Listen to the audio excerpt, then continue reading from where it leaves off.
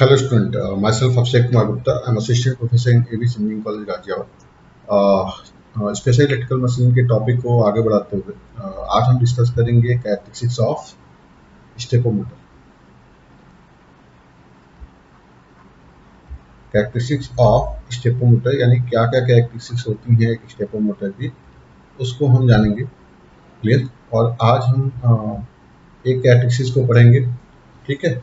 और जो हमने मोटर्स पढ़े हैं यानी permanent magnet, VRSM and hybrid stepper motor, इनके कैरेक्टरिस्टिक्स को अलग अलग देखेंगे, ठीक है। तो कैरेक्टरिस्टिक्स ऑफ, अगर हम मोटर की बात करें, मोटर मतलब स्टेपिंग मोटर। स्टेपिंग मोटर में सारे आ जाएंगे हमारे, clear, PMSM, VRSM and HSM। तो कैरेक्टरिस्टिक्स दो तरह की होती हैं।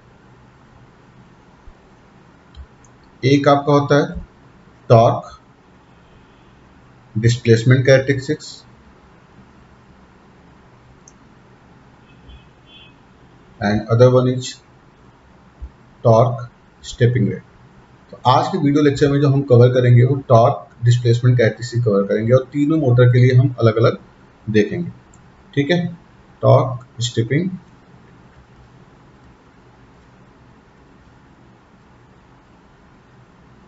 क्लियर। तो आज हम कवर करेंगे टॉर्क डिस्प्लेसमेंट कैरेक्टरिस्टिक। तो आज का हमारा टॉपिक है टॉर्क डिस्प्लेसमेंट कैरेक्टरिस्टिक, ठीक है। तो इसको हम अलग अलग मोटर के लिए एक्सप्लेन करेंगे और आपको पता चलेगा कि कैसे ये डिस्प्लेसमेंट का मतलब क्या होता है। एक कंप्लीट रिवॉल्यूशन में यानी 360 डिग्री रिवॉल्यूशन में आपका जो पैटर्न बन रहा है टॉर्क का, वो कैसे क्रिएट हो रहा है। तो अगर मैं टॉर्क डिस्प्लेसमेंट कैरेक्टरिस्टिक्स की बात करूं तो ये क्या हो जाएगा आपका, ये होगा आपका वेरिएशन ऑफ इलेक्ट्रिक टॉर्क। जो आपका इलेक्ट्रिक टॉर्क का वेरिएशन होगा, क्लियर, जो आपका इलेक्ट्रिक टॉर्क डेवलप होता है उसका जो वेरिएशन होगा, टॉर्क डेवलप किसके रेस्पेक्ट में, ऑब्वियस सी बात है कि जो आपका रोटर का पोजीशन चेंज हो रहा है, क्लियर। ये किसके फंक्शन में होगा, as a function of rotor position, clear. तो इसको समझने के लिए हम केवल क्या करेंगे कि एक ही वाइंडिंग को परमानेंट एक्साइटेड मान के उसके बाद रोटर को 360 डिग्री रिवॉल्व करा के हम देखेंगे कि हमारी कैरेक्टरिस्टिक कैसे बन रही है, क्लियर। तो ये आपका as a function of rotor position होता है। बशर्ते आपको क्या करना है, इसको एक रेफरेंस या रेफरेंस पॉइंट के इक्विलिब्रियम में देखना है कि क्या कैरेक्टरिस्टिक्स हमारी बन रही है, क्या पैटर्न उसका आ रहा है, क्लियर। और एक चीज और ध्यान रखना कि केवल हमें वन स्टेट ऑफ वाइंडिंग को परमानेंटली एक्साइट करके ही पूरे के पूरे वन रिवॉल्यूशन के लिए कैरेक्टरिस्टिक ड्रॉ करनी है, क्लियर। तो ये चीज ध्यान रहे आपको। तो इसको हमें कैसे करना है, फ्रॉम इस इक्विलिब्रियम पोजीशन, इसके इक्विलिब्रियम पोजीशन से जो आपका रेफरेंस पोजीशन होगा, उस पोजीशन से आप इसका एक पैटर्न ड्रॉ करेंगे।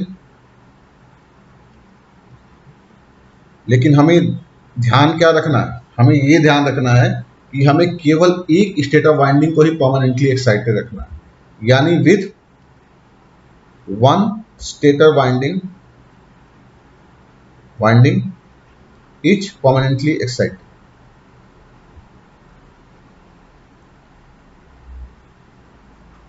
एक ही वाइंडिंग को एक्साइट रखते हुए हमें कंप्लीट रिवॉल्यूशन के लिए पैटर्न अपना ड्रॉ करना, ठीक है। तो सबसे पहले हम परमानेंट मैग्नेट स्टेपर मोटर के लिए देखेंगे, यानी हम जो यहाँ पे कैरेक्टरिस्टिक्स को देखने जा रहे हैं वो हम देखने जा रहे हैं फॉर PMSM, फॉर PMSM, यानी परमानेंट मैग्नेट स्टेपर मोटर के लिए जो कैरेक्टरिस्टिक्स ड्रॉ होके आएगी वो क्या आएगी। ऑब्वियस सी बात है कि हमारा क्या होता है, स्टेटर सैलिएंट पोल स्ट्रक्चर होता है जिसमें कंसंट्रेटेड वाइंडिंग होती है।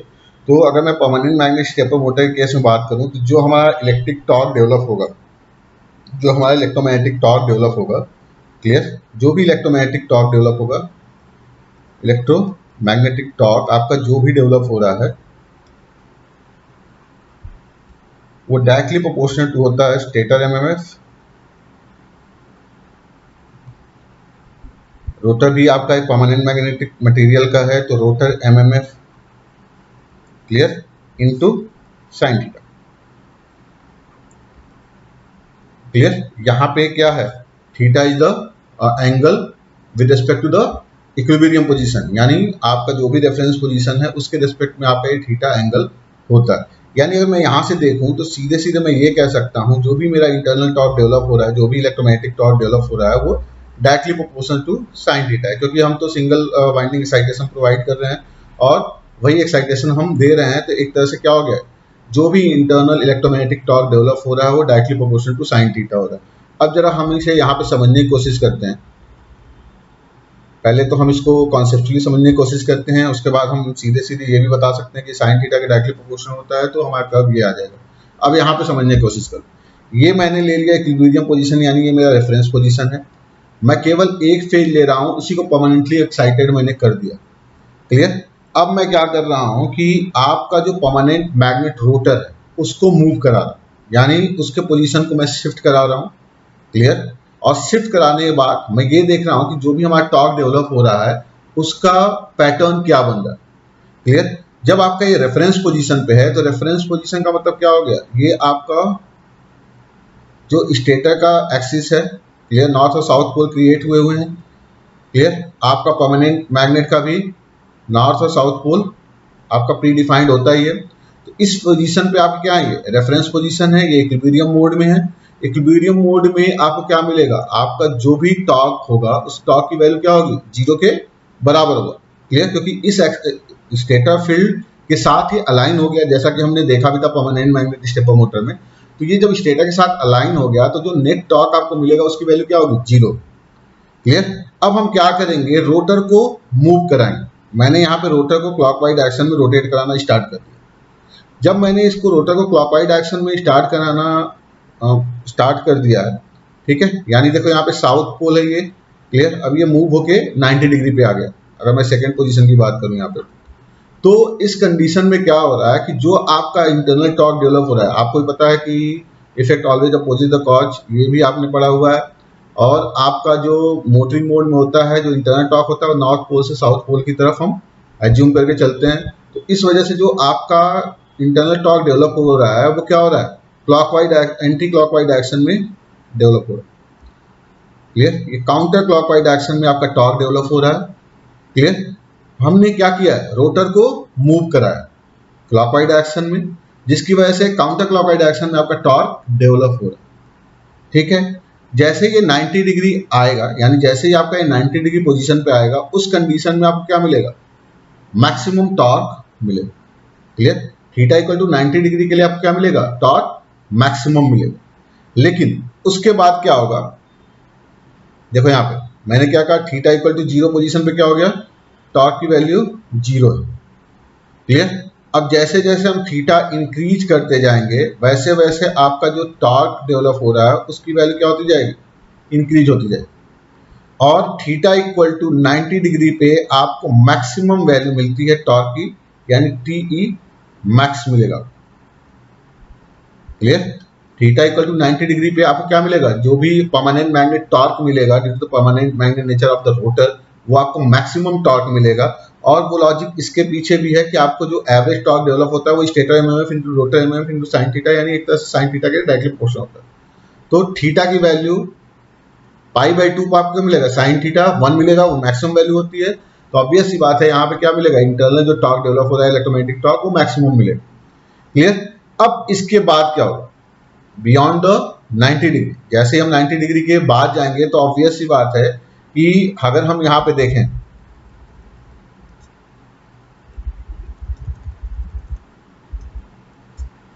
अगर हम यहाँ पे देखें तो आप ये कह सकते हो कि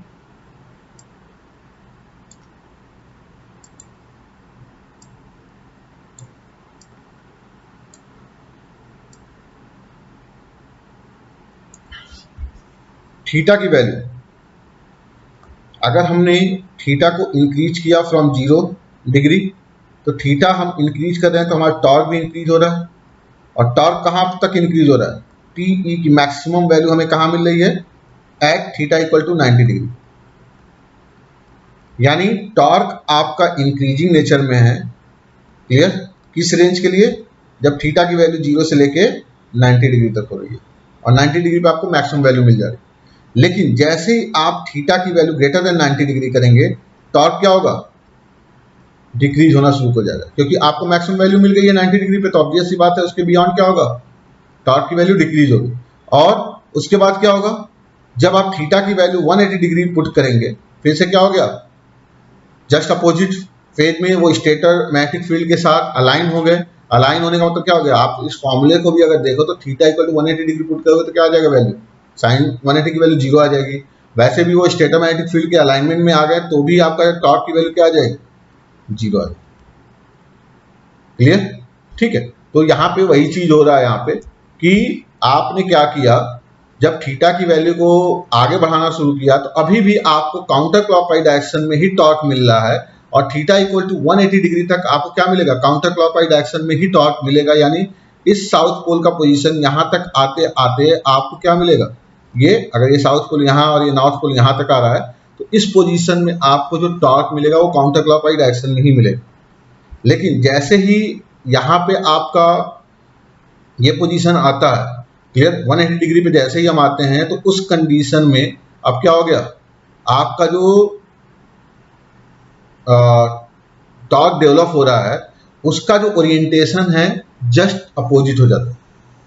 क्लियर, यानी अब आपका जो टॉर्क डेवलप होगा, जो भी इंटरनल टॉर्क की पोलैरिटी क्या हो गई, जस्ट अपोजिट हो गई। क्लियर, पोलैरिटी जस्ट अपोजिट होने का मतलब ये हो गया, जो इंटरनल टॉर्क अब डेवलप होगा वो क्या होगा, वो आपका अपोजिट डायरेक्शन में डेवलप हो गया, यानी काउंटर क्लॉकवाइज डायरेक्शन में अब आपका टॉर्क डेवलप होना, क्लॉकवाइज डायरेक्शन में आपका टॉर्क डेवलप होना शुरू हो जाए।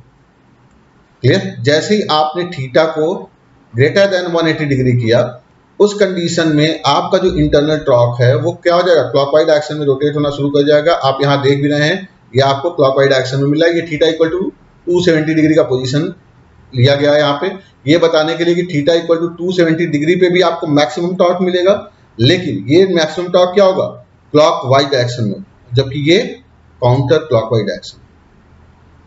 क्लियर, बस ये पोलैरिटी का बिहेवियर जस्ट अपोजिट होने की वजह से। क्लियर है चीज, ठीक है। तो आपका पैटर्न भी इसी हिसाब से मिलता जाता है। आप अगर ये चीज इतना एक्सप्लेन करने की जरूरत भी नहीं थी, क्योंकि आपको भी पता है कि टॉर्क जो है directly proportional to sine theta है। क्लियर, इस कंडीशन में जो भी आपका परमानेंट मैग्नेट, क्योंकि ये परमानेंट मैग्नेट टॉर्क है तो आपको परमानेंट मैग्नेट टॉर्क ही मिलना है, और आपका वैल्यू क्या होगा, साइन थीटा डायरेक्टली प्रोपोर्शनल होगा, तो ये साइन थीटा का कर्व भी मिल रहा है। आप देख भी रहे हो कि 90 डिग्री पे आपको क्या मिला है, मैक्सिमम वैल्यू, 270 डिग्री पे भी मैक्सिमम वैल्यू मिल रही है, लेकिन ये निगेटिव है। निगेटिव होने का मतलब क्या हो गया, यहाँ पे रोटेशन टॉर्क का क्लॉकवाइज है और ये आपका काउंटर क्लॉकवाइज पॉजिटिव डायरेक्शन, मतलब पॉजिटिव वैल्यू को हम काउंटर क्लॉकवाइज से रिप्रेजेंट कर रहे हैं, क्लॉकवाइज डायरेक्शन को निगेटिव, यानी आपको निगेटिव वैल्यू मिल रही है। यानी आप क्या देख रहे हैं, 180 डिग्री के बियॉन्ड आपका टॉर्क इंक्रीज हो रहा है, लेकिन क्लॉकवाइज डायरेक्शन में हो रहा है। क्लियर, यानी इस पोजीशन के बाद से अगर हम इस पोजीशन की तरफ बढ़ते हैं आगे, तो हमारा क्या हो गया, टॉर्क फिर से बढ़ना शुरू हो जाएगा, क्योंकि ये अलाइनमेंट पोजीशन आ गया था। अब टॉर्क फिर से बढ़ना हो जाएगा, लेकिन टॉर्क का डायरेक्शन क्या हो जाएगा, जस्ट अपोजिट हो जाएगा। क्लियर, जो आपका डेवलप टॉर्क होगा उसका डायरेक्शन क्या हो जाएगा, जस्ट अपोजिट हो जाएगा, क्योंकि पोलैरिटी का बिहेवियर जस्ट अपोजिट हो गया। पहले साउथ पोल और नॉर्थ पोल का पोजीशन यहाँ था, क्लियर, अब साउथ पोल और नॉर्थ पोल का पोजीशन यहाँ आ गया, तो ऑब्वियस सी बात है कि आपका जो डेवलप टॉर्क होगा उसकी पोलैरिटी जस्ट अपोजिट हो जाएगी। क्लियर, तो आपका जो टॉर्क का कैरेक्टरिस्टिक्स बनेगा वो सिंपल एक साइनसॉइडल वेवफॉर्म बनेगा। ठीक है, क्योंकि ये परमानेंट मैग्नेट टॉर्क आपका जो डेवलप हो रहा है, TE for permanent magnet rotor, ये directly proportional to sine theta है, तो इसका जो कर्व होगा वो यही होगा, यानी एक कंप्लीट रिवॉल्यूशन में एक साइनसॉइडल वेवफॉर्म आपको मिलेगा, जहां पे थीटा इक्वल टू 90 डिग्री पे मैक्सिमम वैल्यू, लेकिन काउंटर क्लॉकवाइज डायरेक्शन में, और थीटा इक्वल टू 270 डिग्री पे मैक्सिमम वैल्यू, लेकिन क्लॉकवाइज डायरेक्शन में आपको मिलेगा। ठीक है, तो ये हो गया परमानेंट मैग्नेट स्टेपर मोटर के लिए। अब हम बात करेंगे वेरिएबल रिएक्टेंस के लिए। तो वेरिएबल रिएक्टेंस के केस में क्या होता है उसको जानने की कोशिश करेंगे, मैथमेटिकली भी और कॉन्सेप्चुअली भी, कि ये कैसे हो रहा है। ठीक है, तो थोड़ा इसको समझने की कोशिश करते हैं। नेक्स्ट है आपका फॉर VRSL। अगर मैं वेरिएबल रिलक्टेंस के टर्म में बात करूं, तो वेरिएबल रिलक्टेंस का मतलब क्या हो गया कि आपका रिलक्टेंस वेरी कर रहा है, यानी आपका रोटर जो होता है वो फेरोमैग्नेटिक मटेरियल का यूज करते हैं हम। तो क्लियर, कोई परमानेंट मैग्नेट नहीं है यहाँ पे, फेरोमैग्नेटिक मटेरियल का आपने रोटर यूज किया हो, तो उस कंडीशन में मैग्नेटिक प्रॉपर्टी की वजह से ही आपको रोटेशन मिलता है। और वो मैग्नेटिक प्रॉपर्टी क्या होती है, आपका अलाइनमेंट कहाँ होता है, लो रिलक्टेंस पे होता है। यानी एक तरह से क्या हो गया, रिलक्टेंस आपका variable, reluctance is variable. Clear, तो एक मैग्नेटिक सर्किट में आपका क्या हो रहा है, reluctance of the magnetic circuit variable है। तो इसकी वजह से जो आपका इंडक्टेंस ऑफ कॉइल होगा, अगर हम पूरा ओवरऑल मैग्नेटिक सर्किट की बात करें, in magnetic circuit, in magnetic circuit, clear, तो ओवरऑल जो कॉइल का इंडक्टेंस होगा, coil inductance is also variable, क्योंकि अगर रिलक्टेंस वेरी कर रहा है तो coil inductance is also varies. और इसी वेरिएशन पे बेस्ड होता है आपका जो टॉर्क डेवलप होता है वो क्या निकल के आता है। अगर मैं रिलक्टेंस टॉर्क की बात करूं तो यहाँ पे मैं इंडक्टेंस ऑफ कॉइल की बात करता हूं, उससे आपको क्लियर हो जाएगा कि क्या रिलेशन निकल के आता है ये। अगर आप इंडक्टेंस ऑफ कॉइल देखें, मैं यहाँ पे पूरा डेरिवेशन में नहीं जाऊंगा, simply inductance of coil theta के टर्म में बात करते हैं। थीटा वही चीज इक्विलिब्रियम पोजीशन के रेस्पेक्ट में करते हैं, फिर से वही कहानी लिखनी है, वेरिएशन ऑफ इलेक्ट्रिक टॉर्क है ये भी, क्लियर, ठीक है, with respect to the rotor position. लेकिन आपको परमानेंटली एक ही फेज पे एक्साइट करना है और रोटर का पोजीशन चेंज करते हुए जाना है, तो आपको पैटर्न मिल जाएगा। अगर मैं एल थीटा की बात करूं तो L theta equal to L1 plus L2 cos 2 theta के बराबर होता है। कॉस 2 थीटा इसलिए होता है क्योंकि एक पोजीशन से वो दोनों तरफ मूव कर सकता है, डिपेंड करता है कि वेरिएबल रिलक्टेंस उसको कहाँ मिल जा रहा है जल्दी से, और इस डायरेक्शन में रोटेट करेगा कि वेरिएबल रिलक्टेंस मिनिमम कहाँ मिल जा रहा है, क्योंकि आपको भी पता है कि इसका कॉन्सेप्चुअल व्यू क्या है। तो L1 plus L2 cos 2 theta होता है। क्यों, इसके पीछे भी रीजन है, क्योंकि थीटा इक्वल टू 0 डिग्री पे आपको जो L थीटा की वैल्यू मिलेगी वो मैक्सिमम वैल्यू मिलती है। ऑब्वियस सी बात है, वैल्यू क्या हो जाएगी, L1 प्लस L2 के बराबर। और theta equal to pi by 2 पे, पाई बाई 2 का मतलब क्या हो गया, आपका रोटर का पोजीशन स्पेस क्वाड्रेचर हो जाएगा फेज के पोजीशन पे। अगर मैं स्टेटर वाइंडिंग के रिस्पेक्ट में देखूं तो रोटर का पोजीशन क्या हो जाएगा, स्पेस क्वाड्रेचर हो जाएगा। स्पेस क्वाड्रेचर होने का मतलब क्या हो गया, एयर गैप मैक्सिमम होना, तो एयर गैप मैक्सिमम होने का मतलब क्या हो गया, आपका रिलक्टेंस ज्यादा मिलेगा, जिसकी वजह से इंडक्टेंस मिनिमम होना चाहिए यहाँ पे। यानी एल थीटा की मिनिमम वैल्यू मिलेगी, और आप जब वैल्यू पुट करोगे 2 थीटा, थीटा की वैल्यू पाई बाई 2 पुट करोगे तो 2 इंटू पाई बाई 2 यानी कॉस पाई की वैल्यू माइनस, यानी L1 माइनस L2 के बराबर। क्लियर, तो ये इसके पीछे लॉजिक है। अगर मैं टॉर्क की बात करूं कि टॉर्क का डेरिवेशन क्या निकल के आता है, तो टॉर्क क्या होता है आपका, टॉर्क होता है आपका, अगर इलेक्ट्रोमैग्नेटिक टॉर्क की मैं बात करूं तो dw अपॉन d थीटा के बराबर। आप इलेक्ट्रोमैकेनिकल एनर्जी कन्वर्जन पढ़ेंगे तो वहां पे ये सारी चीज एक्सप्लेन्ड है। तो आप w की अगर बात करें तो w इक्वल टू क्या होता है, हाफ LI स्क्वायर के बराबर होता है। क्लियर, क्योंकि एक फेज एक्साइटेड है, आपने कांस्टेंट एक्साइटेड परमानेंटली एक्साइटेशन दिया हुआ है, मैं स्टेडी स्टेट में ही सारा चीज लेके चल रहा हूं, तो ये चीज है। तो इस कंडीशन में अगर आप TE निकालोगे तो क्या आएगा, 1/2 I स्क्वायर, तो कॉमन हो गया आपका dL theta upon d theta के बराबर। यानी इसकी वैल्यू अगर आप कैलकुलेट करोगे तो आके निकल जाएगा ये हाफ I स्क्वायर, L1 चूंकि कांस्टेंट है 0 हो गया, प्लस L2 cos 2 थीटा क्या हो जाएगा, -2 sin 2 थीटा। क्लियर, ठीक है, यानी अगर मैं यहां से देखूं तो मेरा क्या रिलेशन आ गया, minus half I square L2 sine 2 theta के बराबर। माइनस साइन तो बस वही रिप्रेजेंट कर रहा है लेंज लॉ को, क्योंकि आपको ये पता है कि लोड टॉर्क क्या होता है, मतलब अगर मोटर टॉर्क और लोड टॉर्क में हम देखें तो load torque always opposite the motor torque. ठीक है, तो अगर मैं बात करूं जो भी आपका टॉर्क डेवलप हो रहा है वो क्या हो रहा है, साइन 2 थीटा के डायरेक्टली प्रोपोर्शनल। क्लियर, तो ये साइन 2 थीटा का प्रोपोर्शनल निकल के आ रहा है। साइन 2 थीटा का प्रोपोर्शनल निकल के आने का मतलब क्या हो गया, आपको मैक्सिमम वैल्यू TE की मैक्सिमम वैल्यू कहाँ मिलेगी, ऑब्वियस सी बात है जब 2 थीटा की वैल्यू पाई बाई 2 होगा, तो ये साइन पाई बाई 2 1 होता है, यानी थीटा की वैल्यू पाई बाई 4 पे आपको क्या मिलेगा, मैक्सिमम टॉर्क मिलेगा। यानी थीटा इक्वल टू 45 डिग्री पे आपको मैक्सिमम टॉर्क मिलता है। क्लियर, ठीक है, और आपका चाहे वो क्वाड्रेचर एक्सिस पे हो, चाहे आपका डायरेक्ट एक्सिस पे हो, यानी स्टेटर फील्ड के एक्सिस पे हो, दोनों कंडीशन में आपको जो रिलक्टेंस टॉर्क मिलेगा ऑब्वियस सी बात है इस टॉर्क को हम रिलक्टेंस टॉर्क ही कहेंगे, क्योंकि ये रिलक्टेंस मोटर के लिए, रिलक्टेंस स्टेपर मोटर के लिए। तो ये आपका रेफरेंस पोजीशन है। रेफरेंस पोजीशन में क्या हो रहा है आपका, जब आपका थीटा की वैल्यू 0 है तो ऑब्वियस सी बात है कि जो भी रिलक्टेंस टॉर्क डेवलप हो रहा है उसकी वैल्यू 0। क्लियर।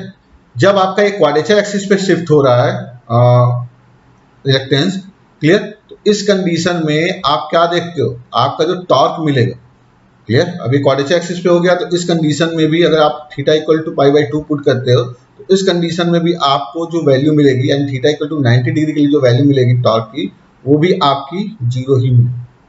क्लियर। आपको जो मैक्सिमम टॉर्क का जो पोजीशन मिलेगा वो इन दोनों का इंटरपोलर मिलेगा। यानी अगर मैं डायरेक्ट एक्सिस और क्वाड्रेचर एक्सिस में इसको ब्रेक करता हूँ, डी एक्सिस और क्वाड्रेचर एक्सिस की तरह मैं इसको अगर बिहेव कराता हूँ, तो इसके इंटरनल पोलर रीजन पे आपको मैक्सिमम टॉर्क मिलेगा, यानी theta equal to 45 degree. Clear. तो वैसे भी आपने क्या देखा, जो रिलक्टेंस टॉर्क है, रिलक्टेंस टॉर्क की वैल्यू जो है वो directly proportional to sine 2 theta हो रहा है, तो आपको साइन 2 थीटा का ही कर्व मिलेगा, यानी थीटा इक्वल टू 45 डिग्री पे आपको मैक्सिमम टॉर्क मिलेगा। वो क्या मिलेगा आपको, काउंटर क्लॉकवाइज डायरेक्शन में। आपको भी पता है कि आप क्या कर रहे हैं, फिर से वही काम करना है मुझे शिफ्टिंग करानी है शाफ्ट की, यानी रोटर की मैं शिफ्टिंग करा रहा हूँ क्लॉकवाइज डायरेक्शन में। तो ऑब्वियस सी बात है कि आपका जो टॉर्क डेवलप होगा वो क्या होगा, एंटी क्लॉकवाइज डायरेक्शन या काउंटर क्लॉकवाइज डायरेक्शन। तो यहाँ पे टीई की मैक्सिमम वैल्यू मिलेगी, लेकिन ये क्या होगा, क्लॉकवाइज डायरेक्शन में, काउंटर क्लॉकवाइज डायरेक्शन में। क्लियर। जैसे ही थीटा इक्वल टू 90 डिग्री होता है, आपने देखा क्या हो रहा है, आपका रिलक्टेंस टॉर्क की वैल्यू 0 हो जा रही है। लेकिन जब आप थीटा को ग्रेटर देन 90 डिग्री करेंगे तो उस कंडीशन में आपका टॉर्क फिर से क्या हो जाएगा, बढ़ना स्टार्ट कर देगा। क्लियर। ठीक है। तो आपका टॉर्क बढ़ेगा, मैग्नीट्यूड इसकी क्या हो रही है, बढ़ रही है, लेकिन क्या हो रही है, निगेटिव डायरेक्शन। निगेटिव डायरेक्शन का मतलब क्या हो गया, अब टॉर्क का जो डायरेक्शन हो जाएगा वो क्या हो जाएगा, क्लॉकवाइज डायरेक्शन में। तो जैसे ही थीटा ग्रेटर देन 90 डिग्री होता है, आपका क्लॉकवाइज डायरेक्शन में रोटेशन स्टार्ट हो जाता है और आपको टॉर्क की वैल्यू फिर से 135 डिग्री पे मैक्सिमम मिलती है। क्लियर। लेकिन अब ये डायरेक्शन क्या हो गया, क्लॉकवाइज डायरेक्शन हो गया। यहाँ भी टी की वैल्यू मैक्सिमम मिलेगी, लेकिन क्या हो रहा है, क्लॉक वाई डायरेक्शन में हो रहा है। यानी पैटर्न आपका क्या देखने को मिल रहा है कि अगर मैं बात करूं यहां पे,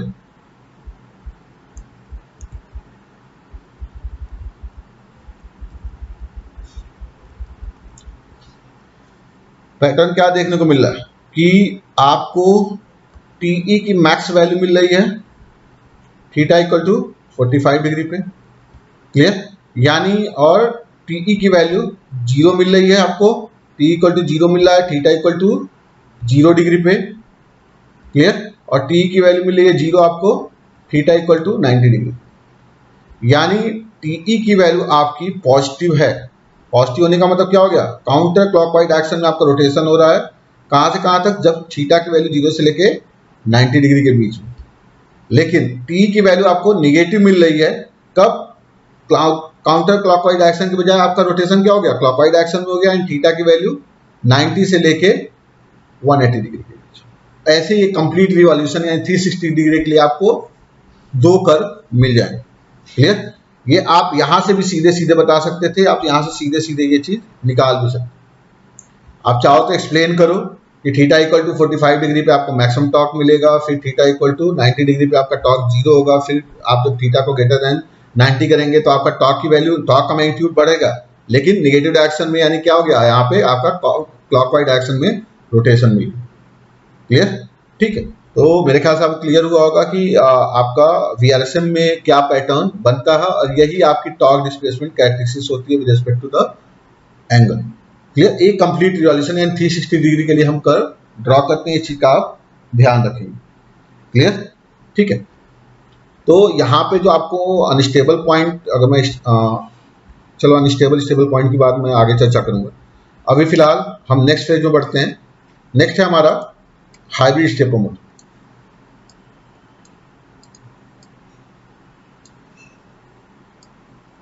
अगर मैं हाइब्रिड स्टेपर मोटर की बात करूं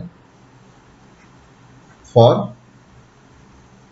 HSM, हाइब्रिड स्टेपर मोटर, अगर मैं हाइब्रिड स्टेपर मोटर की बात करूं तो हाइब्रिड स्टेपर मोटर में दोनों कैरेक्टरिस्टिक्स होती हैं। परमानेंट मैग्नेट भी और रिलक्टेंस यानी फेरोमैग्नेटिक। क्लियर। एक में आपने क्या देखा, जो भी टॉर्क डेवलप हो रहा है वो directly proportional to sine theta है due to the PM. Clear. Reluctance वाले में आपने क्या देखा कि directly proportional to sine 2 theta. तो आपको जो नेट टॉर्क मिलेगा वो क्या मिलेगा, इन दोनों का कॉम्बिनेशन मिलेगा, यानी T equal to T PM plus TE reluctance. Clear. यानी जो आपको नेट टॉर्क मिलेगा हाइब्रिड स्टेपर मोटर केस में वो परमानेंट मैग्नेट टॉर्क और रिलक्टेंस टॉर्क का समेशन मिलेगा, यानी TE directly proportional sine theta plus sine 2 theta हो जाएगा। तो हमें कुछ करना नहीं है, हमने यहाँ पे क्या किया, ये आपका टीई पीएम का वेव फॉर्म हो गया एक कंप्लीट रिवॉल्यूशन के लिए। क्लियर। ये आपका टी रिलक्टेंस का वेव फॉर्म हो गया एक कंप्लीट रिवॉल्यूशन के लिए। आपको इन दोनों का सम कर देना। क्लियर। ठीक है। 180 डिग्री है, 180 डिग्री पे वैल्यू 0 हो रही है दोनों केस में। 360 डिग्री है, 360 डिग्री पे वैल्यू 0 हो रही है और 0 डिग्री पे वैल्यू 0। क्लियर। तो हाइब्रिड मोटर केस में अब क्या मिलेगा, यहां पे वैल्यू 0 मिलेगी, यहां भी वैल्यू 0 मिलेगी, यहां भी वैल्यू 0 ही मिलेगी। क्लियर। अब इन दोनों का सम करेंगे तो क्या हो रहा है, यहाँ पे आप जब इनका रिजल्टेंट निकालेंगे तो आपको जो पैटर्न मिलेगा वो ऐसे ही वेव फॉर्म का मिलेगा। क्लियर। ठीक है। एक प्योर साइनसॉइडल वेव फॉर्म तो नहीं रह जाएगा ये। क्लियर। ठीक है। एक तरह से इसमें first and second harmonic component एक तरह से इन्वॉल्व हो गए, अगर आप हार्मोनिक के टर्म में इसको लेना चाहो थीटा को एज ए हार्मोनिक मानते हुए। बट ये चीज नहीं करना हमें सिंपली इनका समेशन ले लेना। आप जब इनका समेशन करोगे तो आप क्या कर रहे हो, यहाँ तक पॉजिटिव वैल्यू है। क्लियर। ये वैल्यू क्या है, यहाँ तक पॉजिटिव वैल्यू है, तो पॉजिटिव में पॉजिटिव वैल्यू जुड़ेगी। फिर यहाँ पे क्या हो रहा है, पॉजिटिव वैल्यू, यहाँ पे नेगेटिव वैल्यू है, तो पॉजिटिव में नेगेटिव वैल्यू जुड़ी तो इसकी वैल्यू कुछ ऐसी आई। ठीक है। हम यहाँ पे देख रहे हैं कि रिलक्टेंस टॉर्क की वैल्यू हम कुछ कम लेके चल रहे हैं, उस बेसिस पे ये आपका पैटर्न बन जाता है। तो आपको इन दोनों का सम मिलता है और यही आपका हाइब्रिड स्टेपर मोटर के लिए टॉर्क डिस्प्लेसमेंट कैरेक्टरिस्टिक्स हो जाता है। क्लियर। तो आपको ये वेव फॉर्म बस बना देना।